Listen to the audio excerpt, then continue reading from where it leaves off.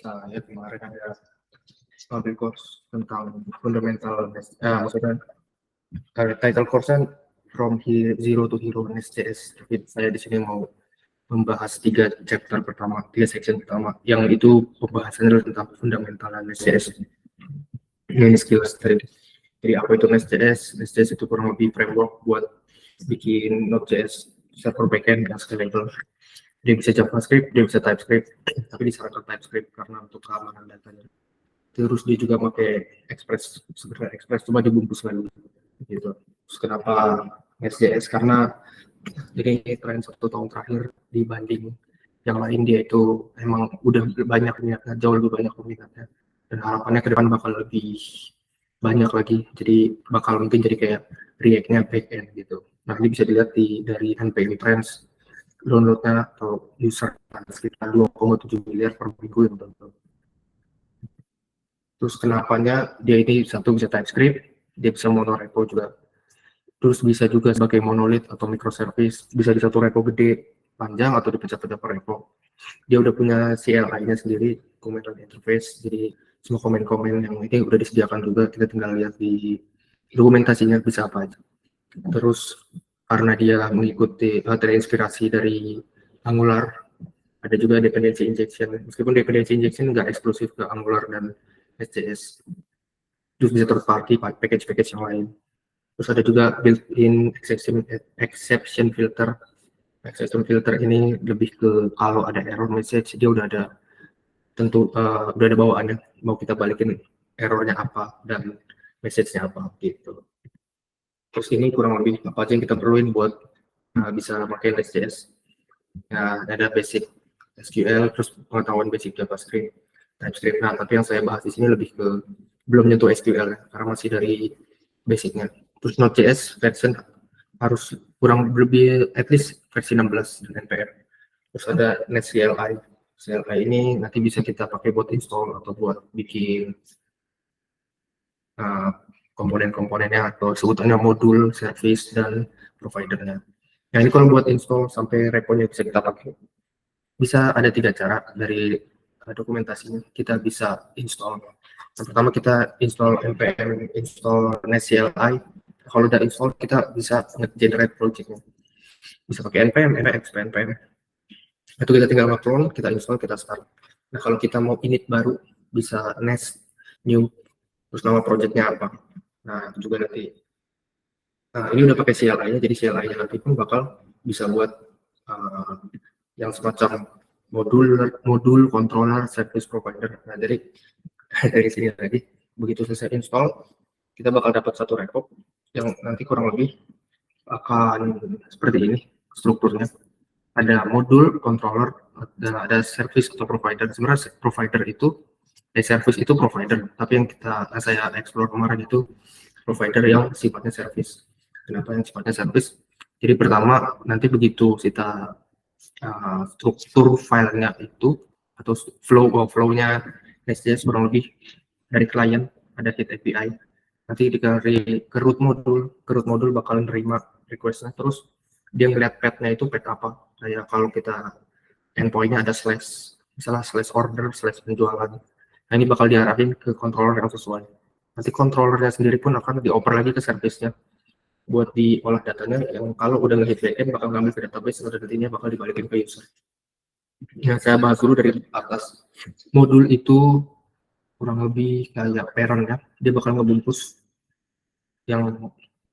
controller, service, dan provider lainnya. Terus kalau root modul yang kayak di gambar atas ini dia satu, jadi cuma ada satu modul tapi bisa import dari modul-modul lainnya. Terus ini juga disarankan atau good practice atau best practice-nya lah, satu modul per folder. Jadi per fungsinya karena dia terinspirasi dari Angular, berarti ada ngikutin separation of concern gitu sih. Terus ini file struktur, jadi kurang lebih kalau ngikutin yang best practice tadi kayak begini. Ada main PS ini kayak index PS-nya kalau kita bikin front end. App modul ini kayak ya ini root modul yang paling dalamnya. Terus di dalam ini ada lagi folder, saya ngikutin folder task, di mana di dalam task ini ada modul, ada model, ada service yang nanti kita bakal dipanggil dan diimport ke root modul yang kayak di gambar atas ini.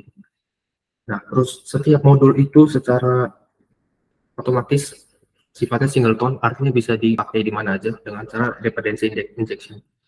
Jadi yang saya bikin itu reusable, atau yang kita bikin secara default reusable, asalkan dipanggil dia bisa dipakai di mana aja yang manggil. Nah, terus ada juga di hal modul-modul ini yang tadi di ada controller, ada providers, ada import export. Ini penjelasan singkatnya. Provider itu use the list, at least ini ya. Controller itu controller yang dipakai, provider itu service-service-nya. Import yang dipanggil dan ekspor kalau kita mau ngeluarin modul ini biar bisa dipakai yang lain. Terus next ada controller. Jadi controller itu kurang lebih sebagai yang routingan ya.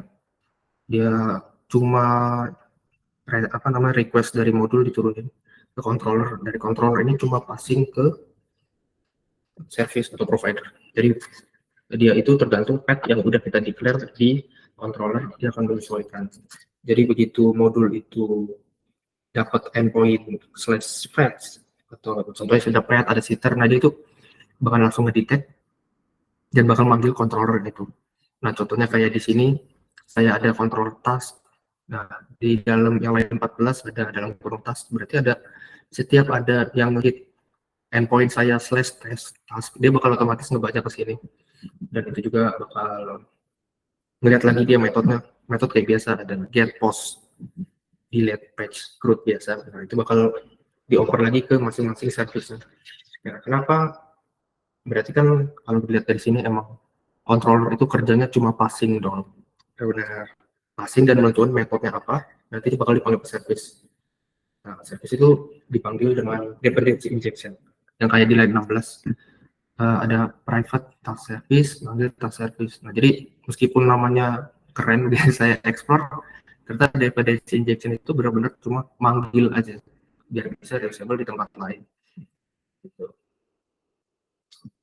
Nah, ini dari service-nya. Jadi service-nya itu adalah provider. Jadi service itu salah satu provider, tapi provider yang paling sering digunakan service sebutannya gitu. Jadi ini ada business logic di sini. Kalau nanti udah integrasi ke backend dia bakal nge API ini database. Mungkin ada query-nya juga di sini.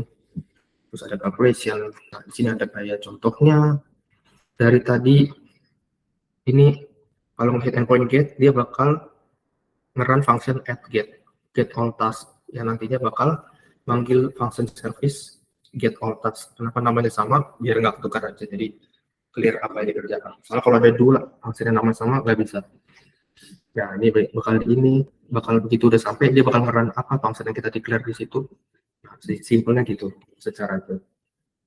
Ya terus service juga ada exception yang tadi saya sempat sebut di depan. Jadi exception itu digunakan buat mereturn error code-nya. Jadi misalkan ada di sini ada function delete task by ID. So exception ini udah bawaan dari Nest.js, jadi tinggal dipanggil. Contohnya ada not found exception, berarti kalau dia bakal balikin yang namanya not found 404 error 404. Penamaannya juga lumayan jelas clear, jadi sesuai sama errornya ini apa dan kodenya itu nggak aneh. Kayak contohnya di sini ada not found 404, unauthorized 401, bad request 400, internal server error exception 500, dan banyak lagi yang bisa kita explore di dokumentasinya. Terus next juga ada provider registration. Nah ini tadi yang buat dependency injection. Jadi begitu udah di declare di kontrol di modulnya ini, dia bisa dipanggil di mana aja tadi. Register ada controller consumer service ya. Terus ada DTO juga. DTO ini kurang lebih interface tapi lebih canggih lagi. Kenapa lebih canggih? Karena dia bisa ada validation, bisa pakai third party atau kita sebutnya npm install lagi dari package lainnya. Contohnya di sini pakai kelas validator di mana dari line contohnya yang line 4, 5, 6. Nah, jadi di dalam kelas ini semua yang di atas dari penamaan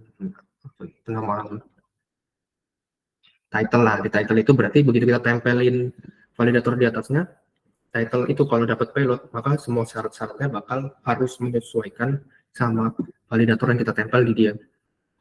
Contohnya ada is not empty, minimum length, max length. Nah ini juga banyak lagi sebenarnya validator, ada max, ada min, Mungkin itu buat itu. Jadi nanti begitu kita hit, kalau nggak sesuai dia bakal balikin error sesuai sama yang kita declare, dan dia udah ada error default message-nya. Terus ada transformation itu kayak yang line 13. Jadi begitu kita panggil email, dia bakal ngejoin namanya kayak title, description, and example. Lebih rapi, jadi lebih clear apa sih kayak jadi satu tempat kayak interface yang lebih canggih gitu. Nah, terus kalau buat DTO secara default, kalau kita nggak enable, dia nggak bakal enable. Jadi tetap aja, misalnya kita udah pasang, tapi kita nggak declare kalau kita mau pakai DTO, bakal tetap lewat. Gimana cara enablingnya? Enable-nya cara di root di paling atas di halaman main.ts ya kalau. Nah, kita masih declare validation pipe-nya pakai use global pipes yang di line 8. Nah, kalau udah ada ini berarti nanti semua modul yang di bawah di dalam app ini bakal otomatis ngeliat kelas validatornya apakah sudah menyesuaikan gitu. Terus ya ini sedikit tentang separation of concern. Jadi separation of concern itu pokoknya simpelnya adalah membagi jadi yang sistem terkecil. Jadi atom mungkin sebutannya kalau desain sistem. Yang kenapa perlu separation of concern, jadi ya biar lebih rapi satu. Jadi bisa reusable juga, misalnya controller, service control, controller order contohnya. Nah itu nanti kan ada beberapa service order yang dipakai. Kayak contohnya kalau di kita ada perhitungan voucher ini itu, nah mungkin bisa lagi dipakai nih ternyata di menu lain ada lagi perhitungan voucher. Tadi kita tinggal panggil service yang buat langsung hitung voucher. Terus juga kalau ada testability-nya, jadi lebih gampang pakai unit test kan. Itu sih dari sana. Saya explore dari kayak gitu.